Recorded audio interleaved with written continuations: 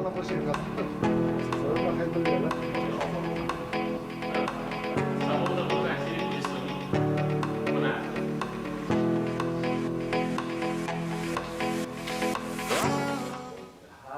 افغانستان د والیبال ملي لوبډله نن د آسیایي هیوادونو د قهرمانانو تر نامه لاندې لیګ کې د ګډون په موخه نن پنجشنبه روانه شوه.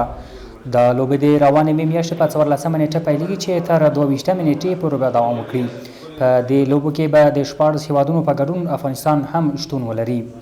په یاد لیګ کې د افغانستان د والیبال ملي لوبډلې 3 ځلې ګډون کړی دی او دا ځل د افغانستان د والیبال ملي لوبډله د 4م ځل لپاره په دې لیګ کې ګډون کوي. په همدې تړاو د اولمپیک ملي کمیټې په تالار کې ځانګړي مراسم نیول شوي وو چې په یادو مراسمو کې یو شمېر چارواکو هم ګډون درلود. په دې مراسمو کې د بدني روزنې او ورزش نوی عمومي رئیس هم وټاکل شو.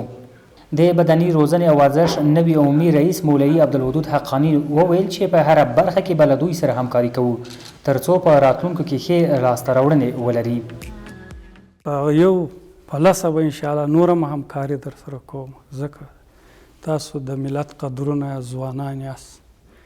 زموږ فریضه ده چې تاسو ما څو مجالس کې ویل چې داخل د افغانستان کې موږ هر څه کولی شو قدرونه لرو کوشش به کوو چې خارجي دنیا سره ورزش او ورزشکاران منسلک کړو.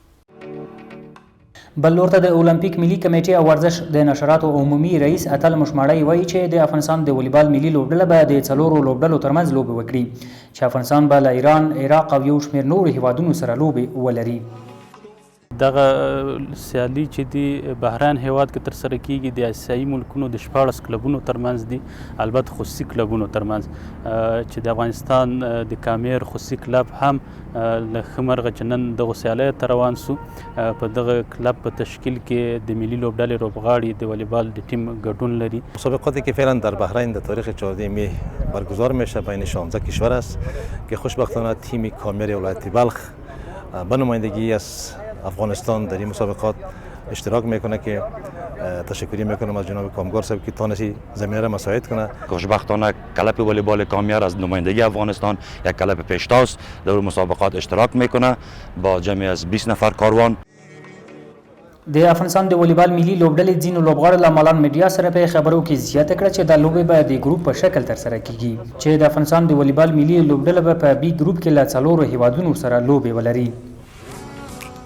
دغه ته موږ مسابقات له خیر سره زو په 14 په می شروع کیږي او دغه مسابقات کې تقریبا 14 کلبونه اشتراک له هر مختلف هیوادونو څخه چې موږ خوشبختانه د ایران سره مخالف هستیم، عراق او چین تایپی تیمون سره مسابقه لرو ان شاء الله. 2 ماه میشه که آمادگی خاص خود به خاطر مسابقات بحرین گرفتیم دیگه ان شاء الله امید است که یک دستاورد خوبی به افغانستان بیاریم. د افغانستان د والیبال ملي لوبډله په داسې مهال بحرین هیواد ته ځي چې د افغانستان د والیبال ملي لوبډلې له دې وړاندې هم له یو شمېر آسیایي هیوادونو سره لوبې درلودې چې افغانستان پکې ښې لاسته راوړنې لرلې.